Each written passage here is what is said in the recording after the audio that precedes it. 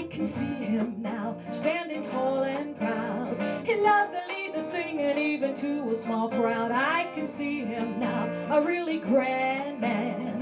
He loved to lead the singing with a book in hand. He was a singing man, an adventurous man. If you asked him to work, he'd say, of course I can. He was the son of Marvin, a hard-working man. Morning, folks. We'd like to welcome you to the annual Bonita Springs Historical Walk, sponsored by the Bonita Springs Historical Society. I think this is approximately the 20th walk. I've been doing it for 10 years.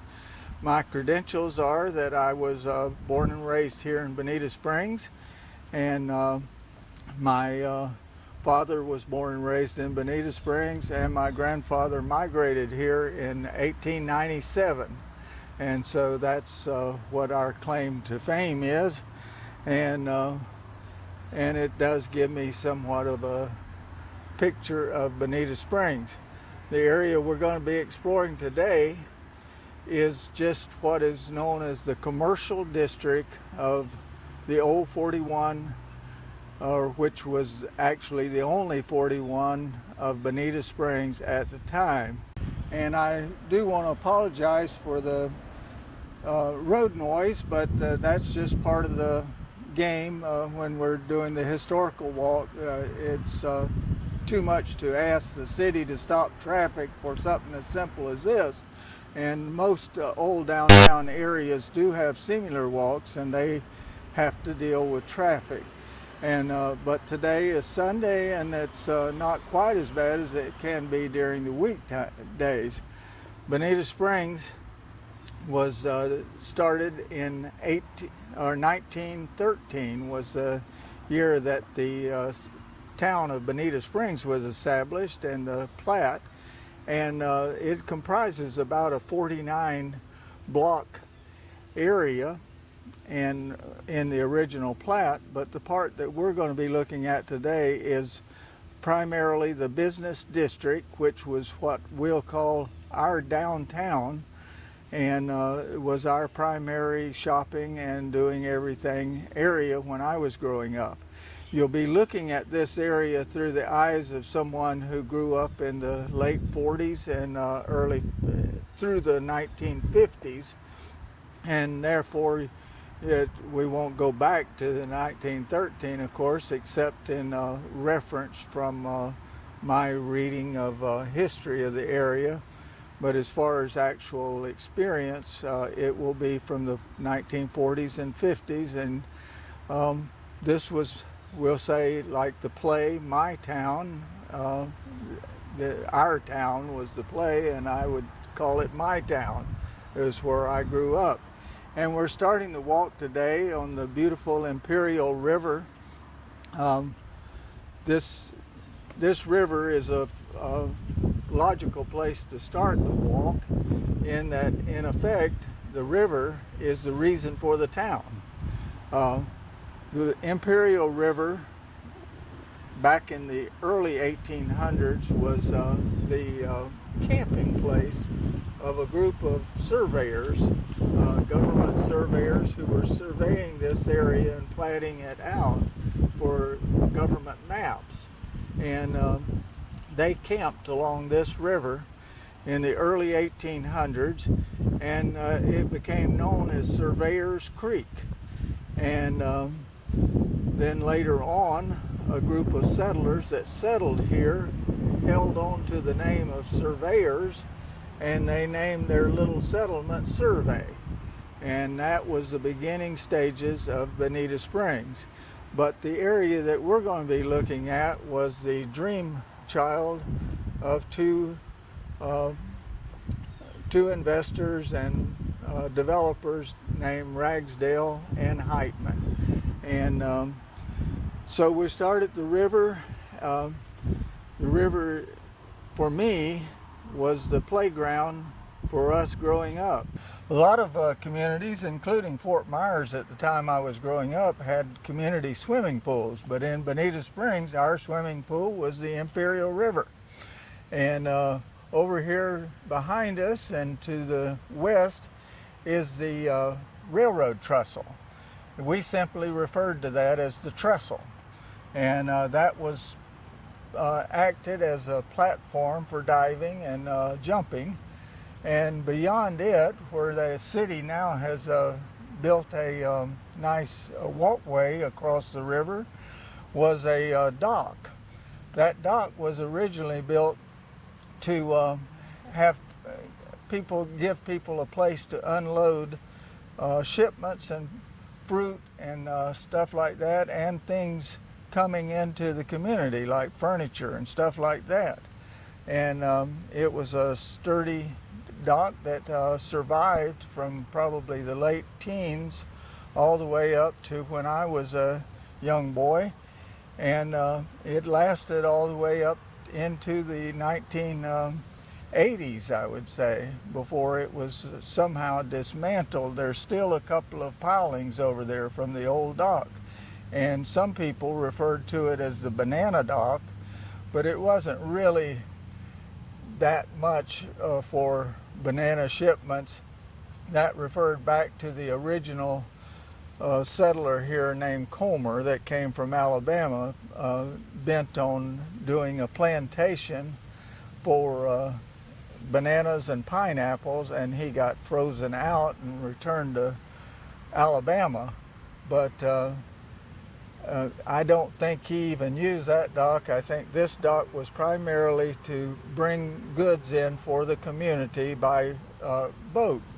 The reason for the river being so important was the roads was virtually impassable up to 1921 or 23, when the US 41 over here was built and paved. Up till then it was nothing more than a two-rut road leading to Fort Myers, and had frequent breakdowns and getting stuck and things like that, and water in the way, flooding. And so it was a difficult trip to Fort Myers by land, and most people took the river. And the river connects to the intercoastal waterways and eventually to the Caloosahatchee River, and can go on up into Charlotte Harbor and the Punta Gorda area. But the train did come to Punta Gorda when my grandfather came here in 1897, and then later extended down to Fort Myers. So there was pretty good traffic to Fort Myers, but on down to Bonita Springs it was boats. My grandfather, when he lived here in the turn of the century, used a sailboat, and he took the sailboat down the river and went to Sanibel. People here preferred Sanibel for their supplies over Fort Myers or Estero, because it was easier to get to. You go out into the Gulf on a reasonably calm day and get right over to Sanibel and pick up basic supplies. In my childhood, the river was our playground, and over here to the west is the railroad trestle, as I said before, which was basically a diving platform for us.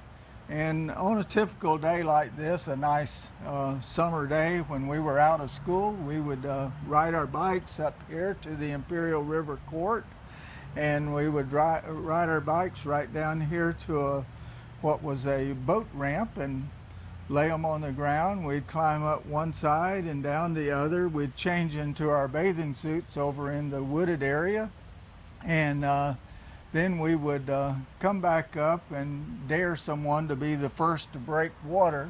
Of course, we did have some worry about alligators and wondering what might be in the water. My dad was always more worried about a log or something floating beneath the surface, and warned us to be careful of that. But we would always, it was a challenge as to who would be the first to break water. Is this the bridge you used to jump off of? Well, we used to have a dock right here that had a diving board that stuck out over the water towards the end of this dock. We had two places that we jumped. I mean, it was in progression. Before, we would jump off of the dock first. The dock was right over here, and it had a diving board, and we could jump or dive into the river there. Then as we got more acclimatized, we would come and walk up this embankment here and then climb up on the end of the trestle, and we could either jump off the bottom rail or the top rail, and depending on how brave you were. In the middle, and then swim back, and we'd always swim back, return to the dock. It had a loading area that went down at water level, and you could just climb right up on it. Girls swim here occasionally, but we rarely swam together. There was rarely mixing of the sexes in this swimming episode, because oftentimes we were lacking in basic clothing, but and sometimes we just would swim in our jeans, whatever was convenient for the occasion, whether it was planned or whether it was spontaneous. A second point of interest I'd like to call your attention to here at the river is what is now called the art cottages, and they're in an elevated area here, which the city has moved them to, but originally they were fronted the river and were subject to floodwaters and other things, and they were occupied primarily by northern visitors that would come down here in the wintertime to escape the cold weather, and they were almost 100% fishermen. They liked to fish, and so the river and the Gulf and the bays supplied basically their seafood for the whole season, and they did right well. The river was a lot different back then. It was home to a lot of motorboats. In fact, Captain Lowell Wadsworth over at the Bamboo had two Chris Craft matching boats, one for his wife and one for him. They were good size inboard Chris Crafts. And over here in the Imperial Court, there was a couple of inboard motorboats and some pretty good sized Mitchells and Cobias. And it was lined with motorboats, whereas now they don't want any motorized boats beyond New 41. But back then it was a good channel and a deep channel, and they came in. Actually, Mr. Wadsworth, Captain Wadsworth, he traded his Chris Crafts after his wife died for a pinyan, which was I think it was 30 feet long, and he docked it over. And they were residents primarily of the Imperial Court, which we're at right now, and the Bamboo Court, which is across the street. Only back then we called that Dock Baird's Campground.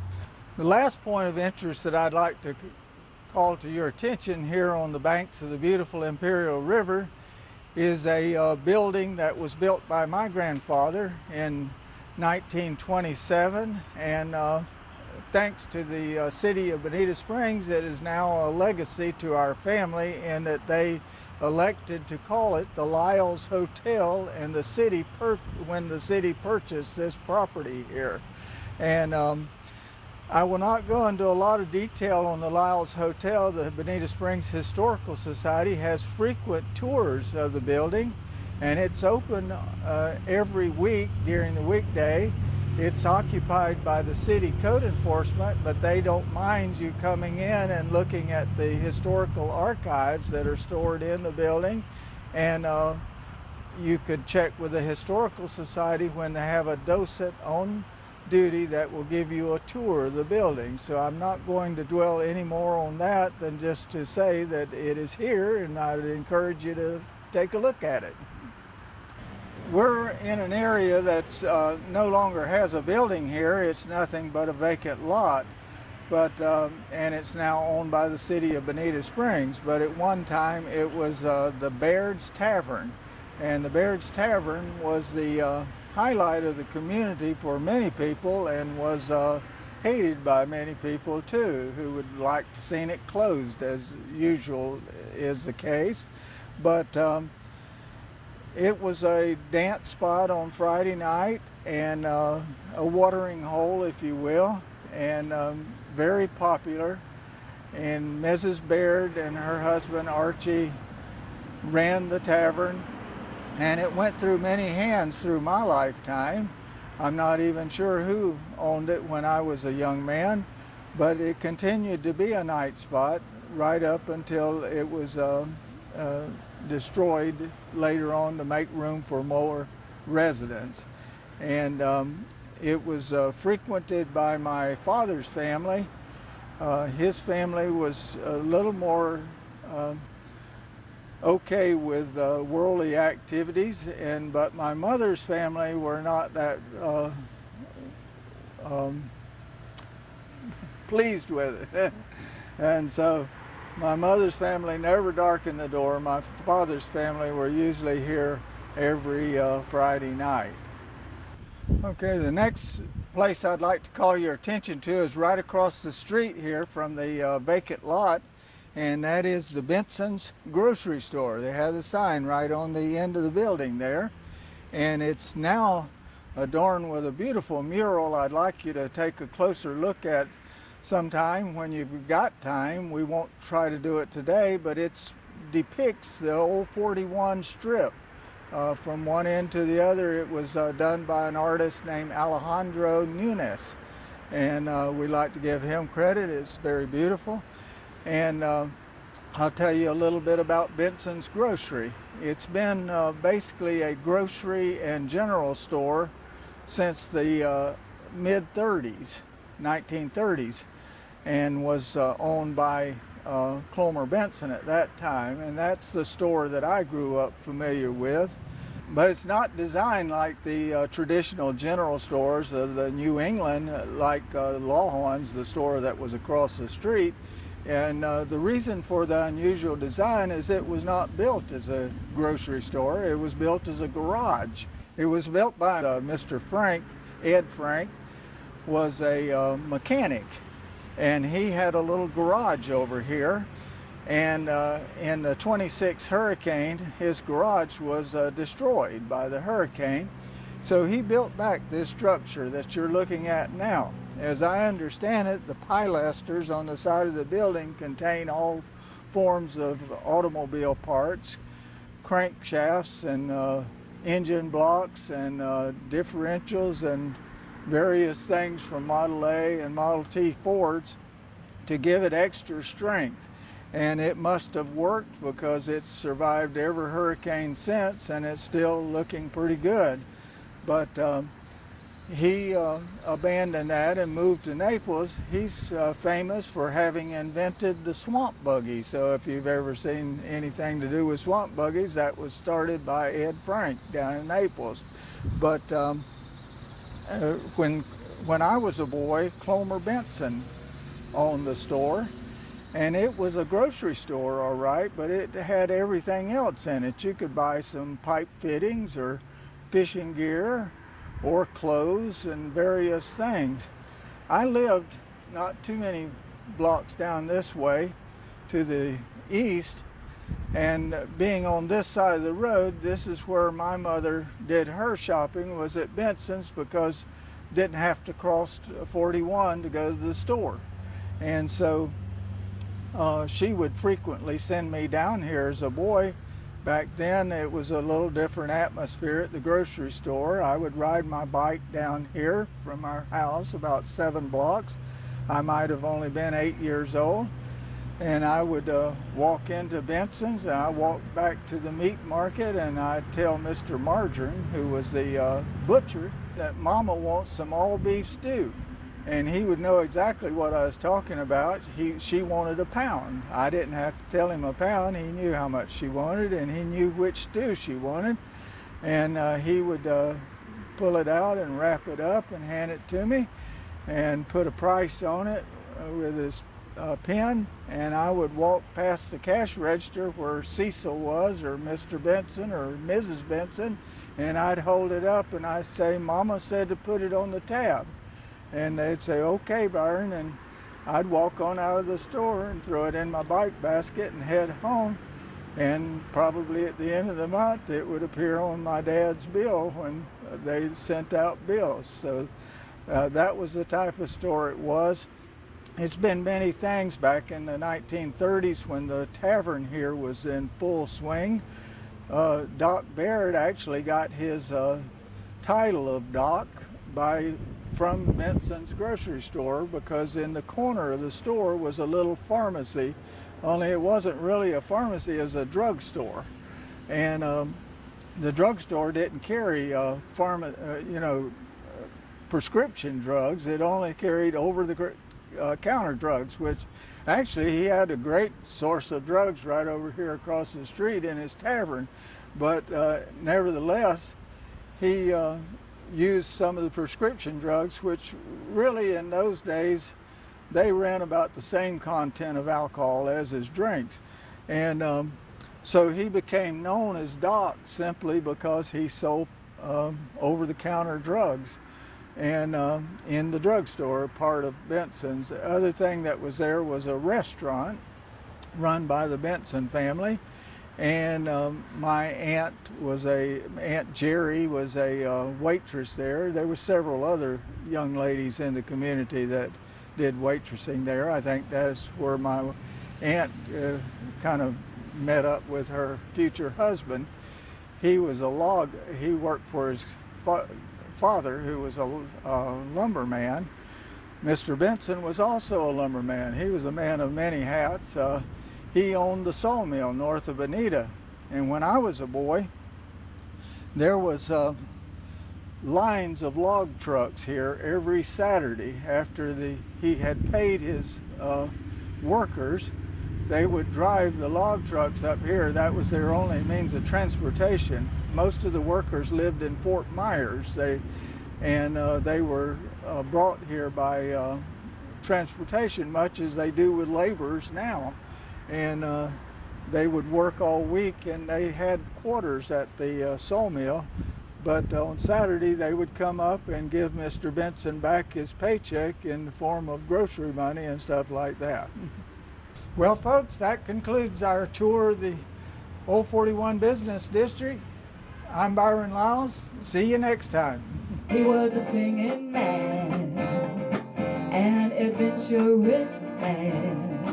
If you asked him to work, he'd say, of course I can. He was the son of Marvin, a hard-working man.